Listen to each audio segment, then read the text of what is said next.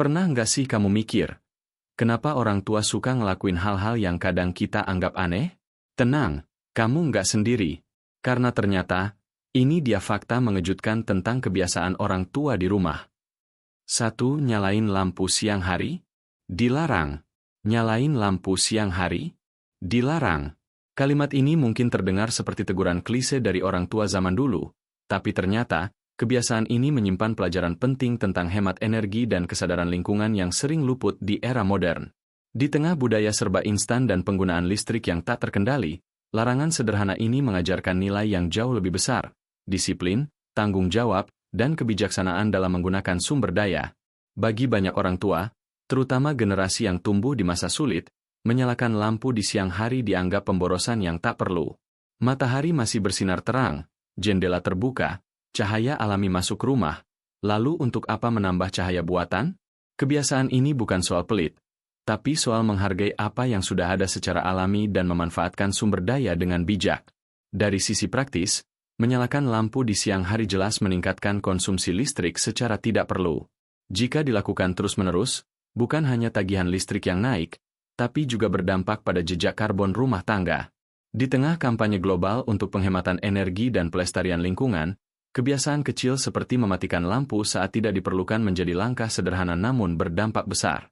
Namun lebih dari sekadar soal listrik, larangan ini juga mencerminkan nilai-nilai tradisional dalam keluarga, tidak memboroskan sesuatu yang bisa disimpan, tidak mengambil lebih dari yang dibutuhkan, dan membiasakan diri hidup sederhana namun penuh makna.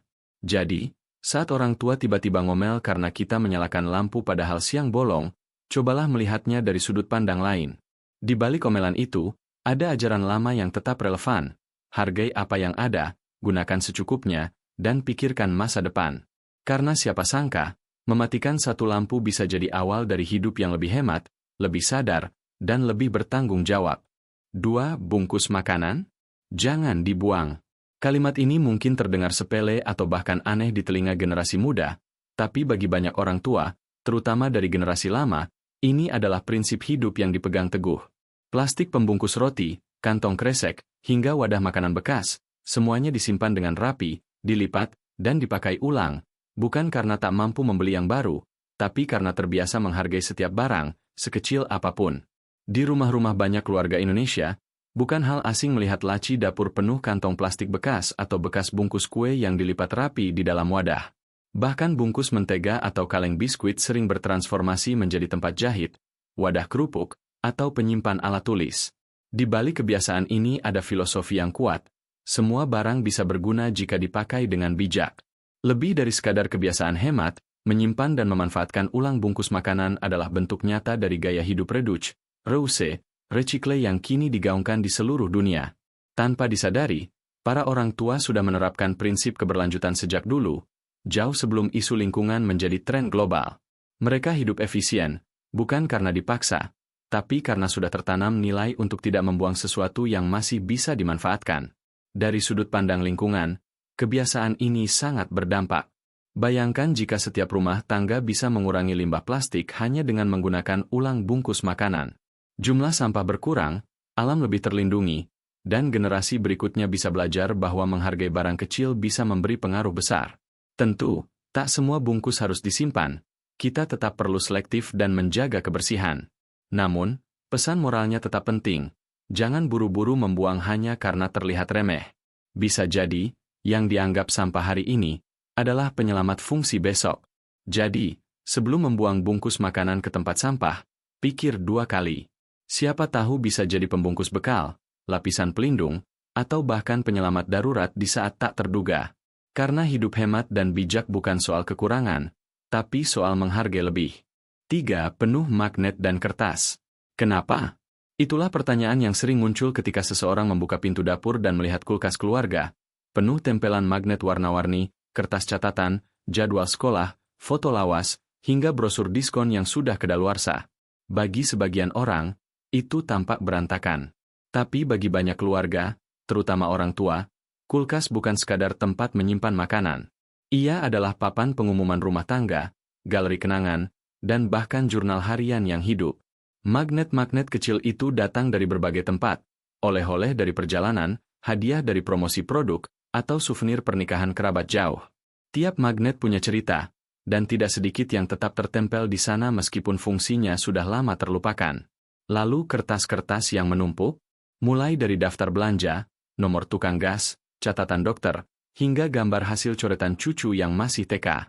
Semua disimpan karena, ya, sayang kalau dibuang. Tapi di balik kulkas yang penuh sesak itu, sebenarnya tersimpan filosofi yang dalam. Ini bukan sekadar soal estetika, ini soal memori, keteraturan, dan rasa memiliki. Bagi orang tua, setiap kertas tempelan adalah pengingat, akan tanggung jawab, jadwal yang harus diingat, atau momen yang ingin terus dikenang. Bahkan kadang, menempelkan sesuatu di kulkas adalah bentuk menyimpan, tanpa harus benar-benar menyimpannya jauh. Tetap terlihat, tetap ada. Lebih dari itu, kulkas yang penuh kertas mencerminkan dinamika sebuah rumah yang hidup. Rumah yang sibuk, penuh kegiatan, dan tidak steril seperti katalog interior.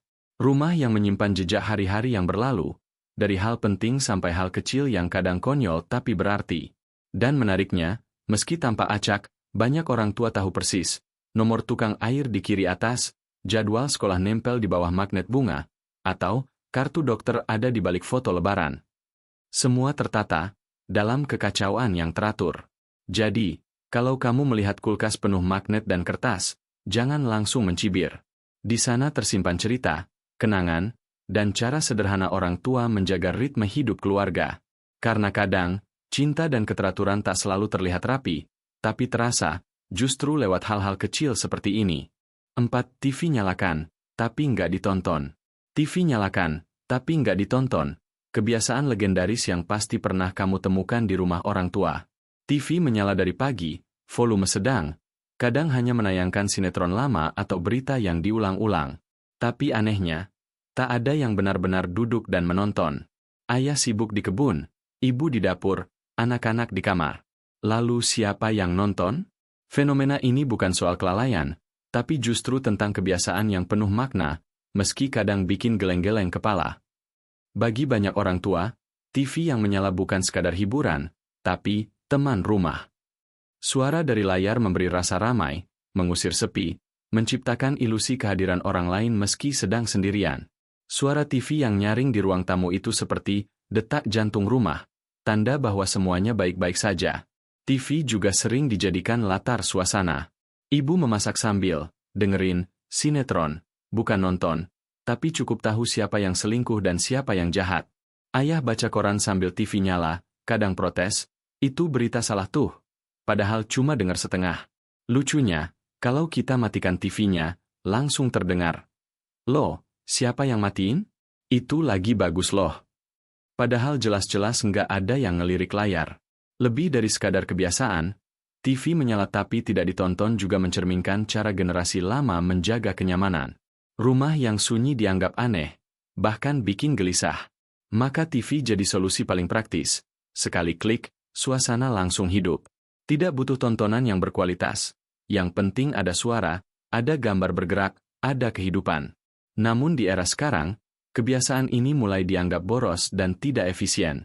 Anak muda lebih memilih podcast, playlist Spotify, atau smart speaker.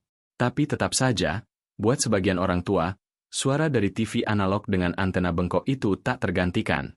Karena sebenarnya, TV yang menyala tanpa ditonton bukan sekadar alat elektronik, tapi simbol kehangatan, kebiasaan, dan cara lama dalam merawat rasa, ada yang menemani. Maka jangan heran, meski rumah sudah kosong, TV tetap nyala, karena bagi orang tua, rumah yang hidup bukan tentang jumlah orang, tapi tentang bunyi yang terus menyapa. 5. Masuk kamar diam-diam. Masuk kamar diam-diam, aksi legendaris orang tua yang sering bikin deg-degan sekaligus tersentuh. Entah sedang main HP, pura-pura belajar, atau benar-benar tidur, tiba-tiba kita merasa ada yang mengintip. Pintu kamar tak sepenuhnya terbuka, tapi cukup untuk memperlihatkan bayangan di baliknya. Dan di sana, dengan langkah pelan, ada sosok ibu atau ayah yang menyelip diam-diam, mengintip dengan penuh rasa ingin tahu, kadang hanya ingin memastikan, anakku baik-baik saja, kan? Momen ini mungkin terasa mengganggu waktu remaja dulu, tapi kalau direnungkan sekarang, ada makna yang dalam di balik langkah pelan dan tatapan diam itu. Bukan karena curiga semata. Bukan pula karena tak percaya. Tapi karena mereka peduli. Karena mereka ingin tahu apakah anaknya butuh sesuatu, tanpa harus bertanya. Karena bagi orang tua, perhatian tidak selalu harus lewat kata, kadang cukup dengan hadir di balik pintu. Masuk kamar diam-diam, juga sering menjadi ritual kecil yang rutin, memastikan AC dimatikan, selimut sudah diselimuti, atau hanya sekadar melihat wajah anak mereka tidur dengan tenang. Bahkan dalam diam, kasih sayang itu tetap terasa. Ibu tidak ingin mengganggu, tapi ingin tahu kamu sudah makan. Ayah tidak ingin terlihat cerewet, tapi ingin memastikan kamu tidak larut main game. Kadang mereka tidak masuk, hanya membuka pintu sedikit lalu menutupnya perlahan. Tapi justru disitulah letak kehangatannya. Diam-diam tapi penuh perhatian. Tidak mencolok, tapi berarti. Seringkali kita baru menyadari setelah dewasa, bahwa perhatian orang tua tidak selalu datang dalam bentuk pelukan atau ucapan, melainkan lewat aksi kecil seperti ini yang sering luput dari mata, namun tertanam dalam hati. Dan lucunya, ketika kita protes, ngapain sih masuk kamar diam-diam? Mereka bisa menjawab dengan polos, cuma ngecek, siapa tahu kamu butuh apa-apa. Kini, saat rumah mulai sepi dan pintu kamar tak lagi sering dibuka, kita justru merindukan momen itu. Karena ternyata, perhatian yang paling tulus tidak selalu hadir dengan suara, tapi kadang lewat langkah pelan di malam hari dan kehadiran tanpa suara dari orang yang paling peduli. Meskipun kebiasaan mereka kadang bikin kita geleng-geleng kepala, tapi semuanya dilakukan karena cinta. Setuju? Tulis di komentar kebiasaan unik orang tuamu yang paling kamu ingat. Jangan lupa like, share, dan subscribe biar kamu nggak ketinggalan konten seru lainnya.